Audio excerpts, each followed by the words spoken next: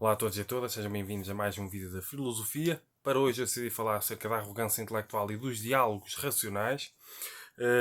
São assuntos que eu trato nesta obra, por exemplo, Reflexões Filosóficas sobre a Felicidade, todos os volumes. Volume 1, 2, 3 e 4, podem comprar em formato de papel e em formato digital, devo aproveitar sempre para fazer a divulgação. Dou sempre a sugestão no começo dos vídeos para subscreverem o canal, para verem os restos dos vídeos, para acompanharem o meu trabalho, comentarem, partilharem, porem like, é importante para dar sustentabilidade e crescimento ao canal. Diálogo racional e arrogância intelectual, digamos assim. Foi uma coisa. Eu tive a ideia de fazer. Eu já falei sobre estas questões, a falácia de espantalho, por exemplo, eu costumo falar acerca dela. Mas a propósito de uma situação que aconteceu, que eu reparei que houve uma pessoa que distorceu profundamente uma conversa, isto distorceu, colocou coisas que não existiam numa coisa que outra pessoa disse. E eu achei interessante fazer uma pequena reflexão acerca disso. Como é que imaginem o que é duas pessoas com uma profunda arrogância intelectual. Não quer dizer que seja esse o caso da experiência, mas ocorreu-me fazer também esse exercício. Como é que elas dialogam se elas tiverem perspectivas diferentes, contrárias, contraditórias, seja o que for. Se elas encontrando-se e conversando, se elas tiverem perspectivas diferentes e tiverem cada uma delas uma arrogância intelectual profunda, como é que se desenvolve um diálogo racional, como é que se pode desenvolver e como é que acaba por acontecer no fundo um diálogo de surdos? Então o que é que acontece? Muitas vezes nós, de forma inconsciente, quando temos apegos e bloqueios intelectuais e quando temos uma arrogância intelectual inconsciente, quando achamos que somos donos da razão e que as coisas só são corretas à nossa maneira, nós acabamos por nos defender quase de sempre que há perspectivas diferentes e há um diálogo de uma maneira ou de outra. As pessoas expõem. As pessoas, em vez de terem, por exemplo, quando as pessoas não têm humildade e sentem que a sua perspectiva é superior, portanto, todas as outras que forem diferentes serão necessariamente inferiores, a pessoa não está, mesmo de forma indireta e consciente, não está predisposta para aprender algo novo, para ouvir outra pessoa. Verdadeiramente não estará a ouvir. E se aparece uma perspectiva diferente, contrária, contraditória, às vezes demonstrando incongruências na própria crença, a pessoa defende-se. Isto é o que acontece, porque a pessoa tem de defender aquilo que a pessoa já elevou a condição de superioridade. E o que acontece muitas vezes, quando de forma inconsciente, as pessoas não se apercebem, quando há uma arrogância intelectual de uma maneira ou de outra, as pessoas distorcem os argumentos das outras pessoas para os tornar mais facilmente refutável. Eu tive um professor na universidade que ele dizia: uma obra muito interessante para quem quiser estudar falácias, porque é muito difícil dialogar com pessoas que têm uma arrogância intelectual e perspectivas diferentes, contrárias ou contraditórias. Se uma pessoa não tiver necessidade de entrar num diálogo racional ou num debate dialético, eu sugiro que não entre. Porque torna-se muito difícil dialogar com pessoas que tenham arrogância intelectual. Mais vale evitar se for possível. O que é que muitas vezes as pessoas fazem? Dou a sugestão para lerem a obra Douglas Walton, a obra de Douglas Walton, a Lógica Informal, que é muito, muito interessante. Foi uma sugestão de um professor da universidade, professor de Lógica, da Faculdade de Letras da Universidade de Coimbra, acho que até foi o professor Henrique Jales Ribeiro, lembrei-me agora. E uma obra muito interessante que eu já dei a sugestão até a algumas pessoas, até pessoas em consultas que eu dei a sugestão para ler. Então o que é que acontece? Às vezes quando nós estamos a estudar livros, havia pessoas, alunos, principalmente nos primeiros anos ou no primeiro ano, primeiro semestre se for preciso, que começavam a fantasiar, a entrar, contavam a ler um texto. Em vez de se focarem no texto, começavam a divagar demais. Começavam a ir buscar coisas ou a querer colocar coisas no texto que não existiam. E um professor que às vezes dizia que a pessoa já estava a viajar. Já estava a deixar as fantasias e focar no texto. O que é que acontece muitas vezes? Porque o texto, aquilo que uma pessoa disse, também pode ser colocado num texto de uma maneira ou de outra. Uma pessoa pode pensar no texto daquilo que outra pessoa disse e refletir, desconstruir acerca disso. O que acontece muitas vezes quando as pessoas têm arrogância intelectual, mesmo de forma inconsciente, as pessoas não se apercebem. Como a prioridade de duas pessoas com arrogância intelectual num diálogo racional ou debate dialético, como a prioridade é vencer, como a prioridade é ter razão, é sair por cima, digamos assim. A prioridade é a competição, no fundo, é ganhar. Uma prioridade não é aprender algo novo e aproveitar a oportunidade de estar ali uma pessoa que até possa ser diferente, muito diferente, e aprender algo novo, enriquecer-se intelectualmente, consciencialmente, desenvolver a consciência, aproveitar um contacto com uma pessoa diferente e colocar em causa o próprio sistema de crenças. Mas isto normalmente são pessoas mais humildes que fazem isto, mais iluminadas, digamos assim. Qual é a prioridade das pessoas que estão a competir? É ganhar, vencer. E mesmo de forma inconsciente, não se percebe. Então, quando a outra pessoa está a falar, principalmente se houver uma plateia a ouvir e a pessoa quer impressionar, até por questões de da dança do acasalamento, que a pessoa quer chamar a atenção, dar nas vistas em termos sexuais, porque a energia sexual às vezes toma conta das pessoas, com o ego e assim. O que acontece? A prioridade da pessoa é vencer, é ganhar. E muitas vezes o que as pessoas fazem é distorcer o texto de outra pessoa, colocar lá coisas que não existem, ignorar coisas do texto, daquilo que outra pessoa possa dizer, distorcer, como a falácia de espantalho, distorcer os argumentos para os tornar mais facilmente refutáveis e em vez de ouvir verdadeiramente o que outra pessoa tem para dizer. E se a pessoa não compreender, colocar uma questão.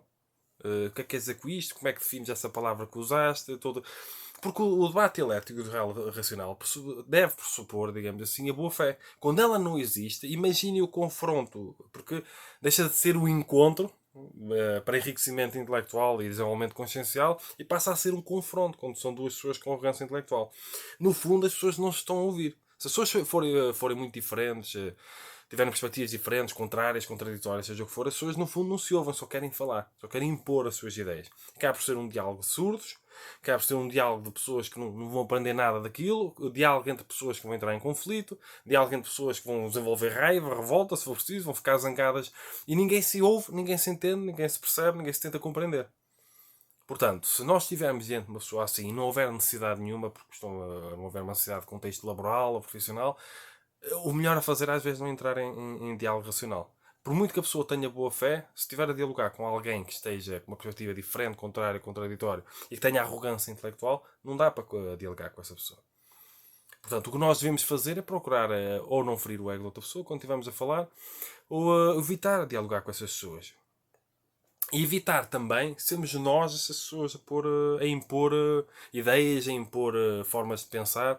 Mas é muito importante quando nós estivermos num diálogo racional, porque essas coisas acontecem com muita frequência. Há pessoas que têm, por questões de ignorância, na formação que tiveram, na educação, por questões às vezes de falta de vontade, porque há falácias que são muito básicas, quando uma pessoa comete é muito básico, não é preciso grande enriquecimento intelectual para ter a noção dela. Evitar distorcer. Quando outra pessoa estiver a falar e nós quisermos comentar, responder àquilo que outra pessoa possa estar, reagir àquilo que outra pessoa possa ter dito, ou ao texto de outra pessoa, vamos imaginar uma coisa: uma pessoa tentar ter boa fé, tentar compreender. O princípio é tentar compreender e não apenas reagir. Porque há pessoas que reagem logo, querem logo deitar abaixo, querem logo distorcer, denegrir, e nem sequer compreenderam. Se uma pessoa questionar profundamente o que é que a pessoa entendeu daquilo que a pessoa disse, às vezes a pessoa não percebeu nada. E o que é que acontece muitas vezes? Às vezes está ali o texto, está aquilo que a pessoa disse.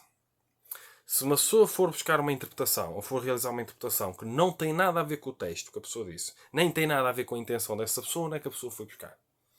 Muitas vezes as nossas interpretações, na disciplina, a disciplina filosófica muito interessante para refletir sobre isto é a hermenêutica, sugiro o estudo, é que quando nós não. Uma coisa muito interessante é que quando nós não fomos buscar ao texto, nem existe na intenção da outra pessoa, onde é que nós fomos buscar? Muitas vezes são fantasias, são ilusões que uma pessoa cria. Uma pessoa cria, às vezes, quer tanto ganhar um debate elétrico com um diálogo racional que a pessoa distorce tudo que a outra pessoa diz, denigra, não tenta compreender. E isto não é enriquecedor nem para a própria pessoa que faz isso, nem o diálogo em si racional acaba por não ser enriquecedor. Acaba por não se ganha nada com isso, digamos assim. Onde reparar nos debates políticos, que acontece. O debate político é o palco onde, em geral, mais se usa a falar sobre espantalho. Todos querem falar, ninguém se ouve, ninguém se tenta compreender. Dificilmente a pessoa coloca uma questão a outra pessoa: o que é que quer dizer com essa palavra, como é que defines essa. Porque às vezes as pessoas têm definições diferentes e às vezes até contrárias. A mesma palavra pode significar outras coisas. A pessoa pode definir ego como quem define autoestima e às vezes outras pessoas podem definir como algo contrário. E, portanto, é muito importante colocarmos a questão: o que é que quer dizer com isso? Não como forma de provocação, mas colocarmos a questão: o que é que quer dizer com isso? Como é que defines aquilo? Se não houver boa fé, isto é uma questão muito interessante que eu ouvi o professor a falar e nunca mais me esqueci. Se não houver boa fé no diálogo racional, torna-se muito complicado. É muito complicado dialogar com pessoas profundamente falaciosas, manipuladoras, que distorcem, que denigrem.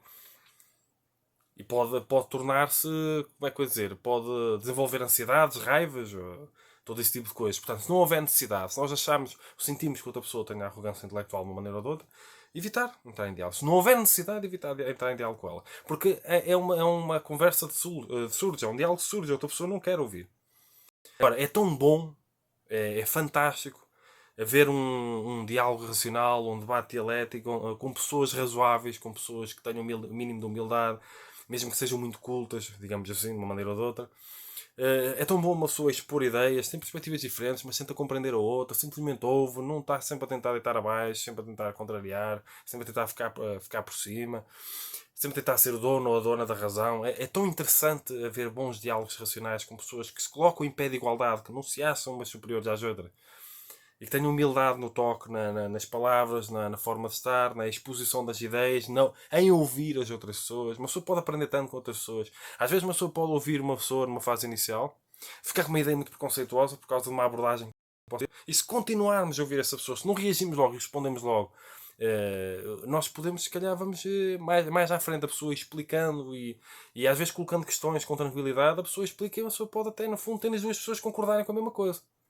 Só que existe muita precipitação intelectual, muita precipitação na interpretação.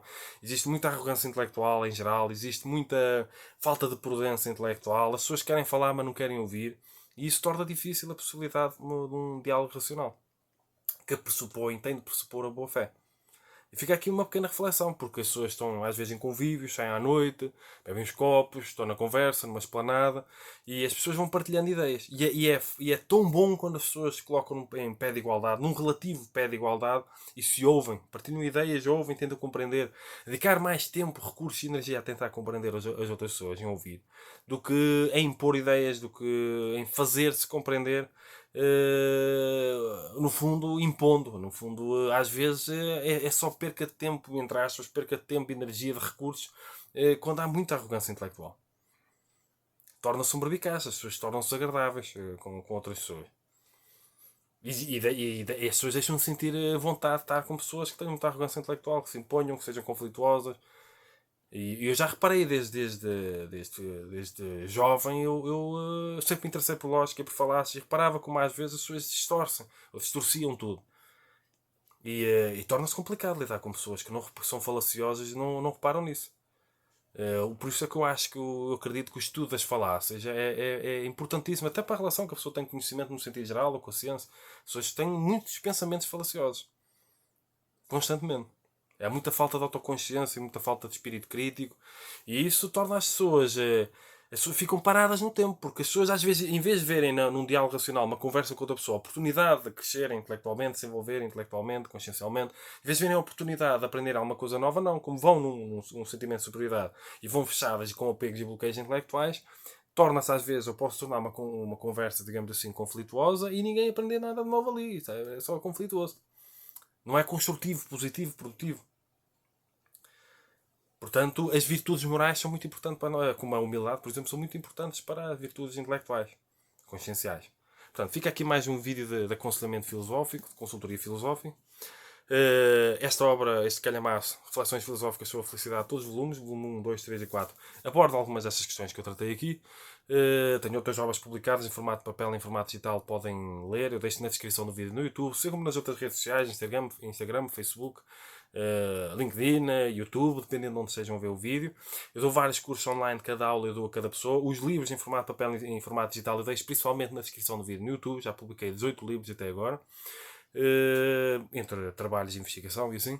E subscrevam o canal, ajudem a partilhar, ajudem a chegar a mais pessoas este tipo de conteúdo, este tipo de conhecimento e reflexão filosófica.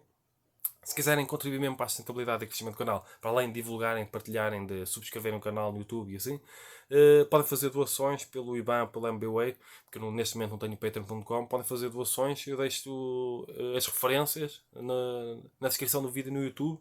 Portanto, fica aqui mais um vídeo com reflexões filosóficas e felicitárias. Sejam felizes e cumprimentos filosóficos.